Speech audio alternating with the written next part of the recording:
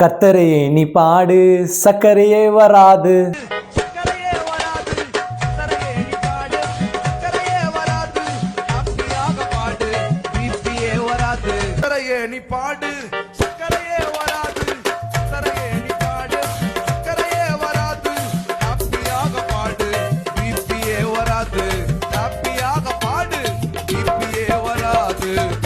இந்த பாட்டை ஊர் உலகத்துல இருக்கிற அத்தனை பேரும் ட்ரோல் பண்ணி என்னமோ என்னமோ பெரிய அதிசயமா காட்டிட்டு இருக்காங்க. சிலர் இது கிரிட்டிசைஸ் பண்றாங்க, சில நல்லதுன்றாங்க, சில கெட்டதுன்றாங்க, சில வெக்கப்படும்படிக்காக பாடல்கள்ன்றாங்க, சில ஆவிக்குரிய பாடல்ன்றாங்க. சின்ன பசங்க டான்ஸ் ஆடுறா நிறைய பேர் ஸ்க்ரோல் பண்ணிட்டு இருக்காங்க, ட்ரோல் பண்ணிட்டு இருக்கானுங்க, மீம்ஸ் கிரியேட் பண்ணிட்டு இருக்காங்க.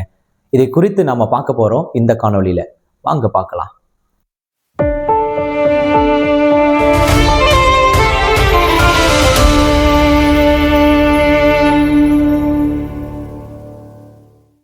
Price lord. நான் பாஸ்டர் ரோஷன் ஷான். கர்த்தரையே நீ பாடு, சக்கரையே வராது அப்படின்ற ஒரு கானா பாடலை போன்ற கிறிஸ்துவ பாடலை ஒரு ஊழியர் பாடி இன்றைக்கு சில நாட்களாக இந்த காணொளிகளிலும் இந்த சோஷியல் மீடியாக்களிலும் மிக பிரபலமாய் பேசப்படுது.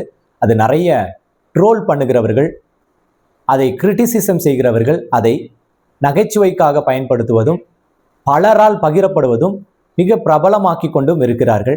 சிறுவர்கள் அந்த சாங்கை போட்டு டான்ஸ் ஆடுவதும் உற்சாகமாக கைத்தட்டி சிரித்து கொண்டாடுவதும் என்று சொல்லி ஒரு வித்தியாசமான ஒரு காரியங்களை நம்ம பார்க்கிறோம். இது ஒரு ஊழியரால் பாடப்பட்ட ஒரு பாடல், ஒரு சபையில இருந்து பாடப்பட்ட பாடல். ஒரு சகோதரன் இந்த பாடலை எனக்கு அனுப்பி வைத்து, பாஸ்டர் உங்களுடைய அந்த கண்ணோட்டம் என்ன, ஒவ்வொருத்தரும் ஒரு காரியம் சொல்றாங்க, உங்களுடைய கண்ணோட்டம் என்ன அப்படின்னு கேட்டார். இன்றைய பாடல் கிறிஸ்துவ பாடல்களும் அன்றைய கிறிஸ்துவ பாடல்களும் என்று சொல்லி நாம் எந்த சூழ்நிலையிலும் எதையும் கண்ணோக்கமா கம்பேர் பண்ண முடியாது. பட் வேதாகமத்தின் அடிப்படையில இந்த பாடல்கள் எல்லாம் சரியா சரியில்லையா இந்த காணொலியில பார்க்க போறோம். என் அருமை சகோதர சகோதரிகளே, ஆவியானவரே இப்படி ஒரு மெலோடி, பழைய பாமாலை கீர்த்தனைகள் எல்லாம் பாடினா அந்த வார்த்தையில ஒரு தழும்பல், ஒரு செந்தமிழ் இருக்கும்.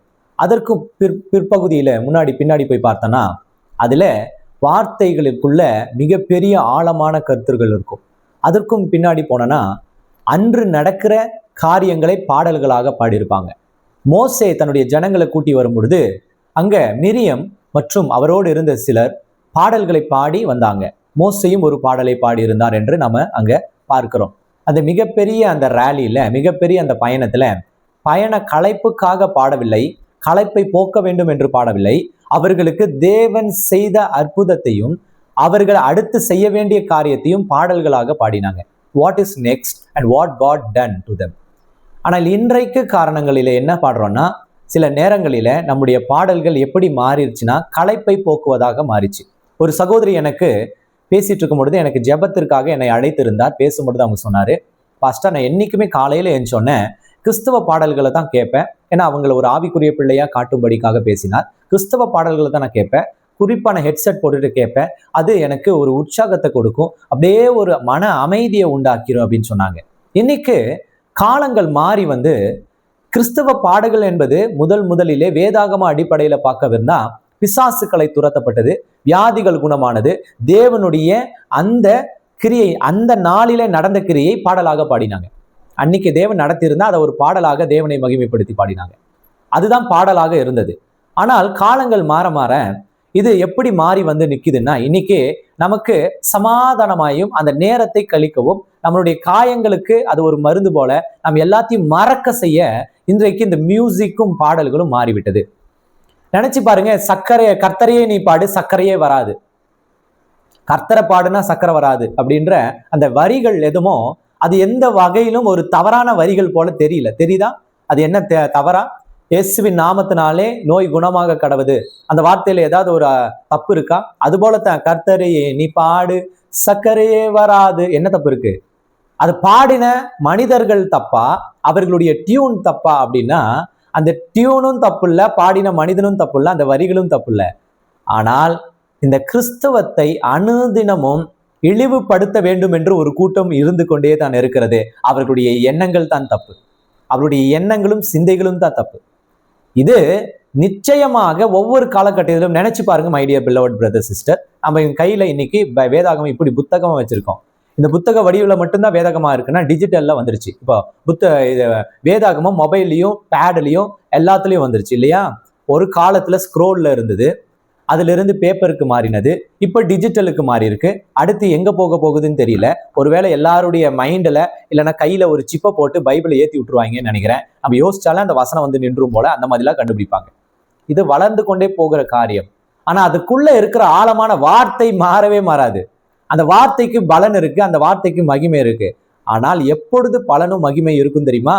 அது சொல்லப்படுகிறவனுடைய கிரியையை பொறுத்து. இப்ப அந்த சகோதரன் ஒரு ஊழியக்காரன் பாடுறாரு, அவர் பாடும் பொழுது எந்த பரிசுத்தத்துல தேவன் மீது இருந்து எந்த அன்புல பாடினாரோ, அவர் பாடும் பொழுது அந்த வார்த்தைக்கு ஒருவேளை அவர் பரிசுத்தமா இருந்து அவர் தேவனுடைய மகிமைப்படுத்த பாடியிருந்தா நிச்சயமாக அந்த வார்த்தைக்கு வல்லமை இருக்கும். அதே சமயத்துல நாம கேலி கிண்டலுக்கு அந்த வார்த்தையை பாடினா மகிமை இருக்காது. ஒரு வார்த்தை விசுவாசிக்கிறவன் அந்த வார்த்தையினால் கிரியை உண்டாகும் இல்லையா?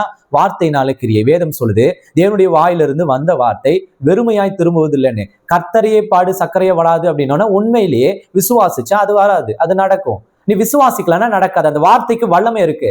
ஆனால் அதே வார்த்தை உனக்கு தீமையும் செய்யும், அதே வார்த்தை உன்னை வஞ்சிக்கும். அது உன்னுடைய இருதயத்தை பொறுத்தது. அப்போ என் அருமை சகோதரன் எனக்கு அனுப்பிவிட்டு இதை குறித்து உங்களுடைய கருத்து என்னன்னு சொன்னா, அந்த பாடலை நீங்க எப்படி எடுத்துக்கொள்கிறீங்க என்ற நம்முடைய மனநிலையில தான் இருக்கு. பவுல் அந்த ரோமாபுரிக்கு கடிதம் எழுதும் பொழுது அநேக காரியங்களை சொல்றாரு. மற்ற சபைகளுக்கு எழுதின கடிதத்திலும் இந்த ரோமாபுரிக்கு ரோமருக்கு எழுதின கடிதங்கள் இருக்கு இல்லையா, அதுவும் ரொம்ப வித்தியாசமா இருக்கும்.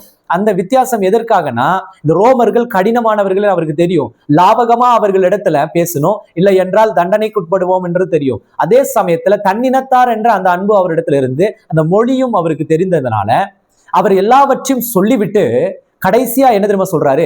மனசாட்சி நிமித்தமாவது அப்படின்னு சொல்லி முடிப்பாரு. அது போலதான் நம்முடைய இந்த பாடல்களை அநேக ஊழியர்கள் பாடுறாங்க. நல்ல காசு படைத்தவங்க வந்துட்டு லாவிஷான செட்டு போட்டு அப்படியே நான் ஒரு 500 பேர் பின்னாடி நிக்க வச்சு அப்படின்னு பாடுறாங்க. காசு இல்லாதவங்க, நம்ம கிட்ட பணம் இல்லாதவங்க கானா பாட்டை பாடுறாங்க. ஏழைகள் ஒரு சின்ன சபையில ஒரு கூரைக்குள்ள நின்று பாடுறாங்க. இப்போ ட்ரோல் பண்றது எதற்குன்னா, ஒருவேளை இவர் ஒரு ஏழையா ஒரு தேவனுடைய பிள்ளையா இருந்து அவர்களுடைய மொழியில அது பாடினதுனால ட்ரோல் பண்ணப்படுதா அப்படின்றது என்னுடைய கேள்வி. ஏன்னா இந்த உயர்ந்த இடத்துல இருந்து நிறைய லாவிஷான ஒரு காரிய சிச்சுவேஷன், சுவிட்சர்லாண்டுக்கு போய், அமெரிக்காவுக்கு போய், ஆப்பிரிக்காவுக்கு போய், அங்க ட்ரோன்ல அப்படியே இறக்கி அப்படியே மேலே ஏத்தி அப்படியே சுத்தி அப்படியே நடத்தி இத்தனைய பண்ணி அந்த வார்த்தைகளை போட்டு பாடினா தான் அது நல்ல வார்த்தையா? அது நல்ல பாடலாம்? ஏன் ஒரு ஏழை ஊழியன் ஒரு சின்ன கூடார சபைக்குள்ள நின்று அங்கிருந்த மக்கள் தெரிஞ்சு கொண்ட பாஷையில, அங்கிருந்த மக்கள் அறிகிற பாஷையில தேவனை மகிமைப்படுத்தினா அது பாடல் என்ன ஆயிரும்? தேவனை மகிமை குலைச்சல் ஆக்கிருமா? இந்த முட்டாள்தனத்தை இதையோடு நிறுத்துங்க. மற்றவனை ஸ்க்ரோல் பண்ணணும், மற்றவனை குறை பேசணுன்றதுக்காக எது வேணாலும் பேசிடலாம். மகிமை குலைச்சல்ன்றலாம், மகிமை இல்லாததுன்றதா, மகிமையே இல்லாமல் அற்று போனதுன்றதெல்லாம், பிசாசின் கிரியைகள்லாம் என்ன வேணா சொல்லலாம். ஆனால் பாடினவருடைய இருதயம் எப்படியோ அதனுக்கேற்ற பலன் தான் கிடைக்கும். பாடினவர் உத்தமமாய் இருந்திருந்தா பாடலும் உத்தமமாய் தான் இருக்கும். அது கிரியை செய்யும். விசுவாசத்தை பொறுத்தது. உங்களுடைய விசுவாசம் உலகத்தையும் ரட்சிக்கும், உங்களையும் ரட்சிக்கும். உங்களுடைய விசுவாசத்தை பொறுத்தது அந்த பாடலும் அந்த பாடல் வரிகளின் கிரியைகளும். உங்களுக்கு அது விசுவாசம் இருந்தா கிரியை செய்யும், விசுவாசம் இல்லைன்னா உங்களுக்கு கிரியை செய்யாது. இங்கு சங்கீதக்காரனுடைய பல பாடல்கள் இருக்கு. இந்த பல பாடல்களை அனுதினமும் பாடுறோம். அவருடைய முதல் பாடல் என்ன தெரியுமா? கர்த்தருடைய வேதத்தில் பிரியமாயிருது, இரவும் பகலும் அவருடைய வேதத்தில் தியானமா இருக்கிற மனுஷன் பாக்கியவான். இப்போ உங்ககிட்ட நான் ஒரு கேள்வி கேட்கிறேன், அப்படி நாம இருக்கோமா அப்படின்னு முதல்ல உங்களை கேளுங்க. அப்படி இருக்கோமா? அப்ப அது ஒரு பாடல், அதை பின்பற்றினால் உங்களுக்கு லாபம், பின்பற்றாட்டி நஷ்டம். எப்படி அந்த வார்த்தையின் கிரியைகள் உண்டோ அது போலத்தான் இந்த பாடலுக்கு கிரியை உண்டு. உன்னுடைய விசுவாசத்தை பொறுத்தது. இந்த உலகத்துல தான் நாம் எல்லாவற்றையும் கேலியும் கிண்டலுமாய் பார்க்கிறவர்களா இருக்கிறதுனால அந்த சகோதரனுடைய ஊழியனுடைய பாடலை கேலி கிண்டல் செய்ய வேண்டிய அவசியம் இல்லை. ஏனென்றால் அடித்தட்டில் இருக்கிற மக்களுக்கு எடுத்து செல்லக்கூடிய சுவிசேஷத்தின் அந்த ஓசையும் அந்த சத்தமும் மற்றவர்களுக்கு கேலி கிண்டலமா இருக்கலாம். ஆனா தேவனுக்கு அப்படி இருக்க போறது கிடையாது. அதுக்குள்ள இருக்கிற வார்த்தை அதனுடைய கிரியை செய்யும். வெக்கப்பட்டு போகிறது. அதை போய் தவறா பேசி அது இப்படி பாடலாமா அப்படி பாடலாமா என்று சொல்லி கேலி கிண்டல் பேசுகிற நீங்களும் நானும் தான் வெக்கப்படணும். ஏனென்றால் ஒவ்வொரு மனுஷனுக்கும் ஒரு விசுவாசம் உண்டு.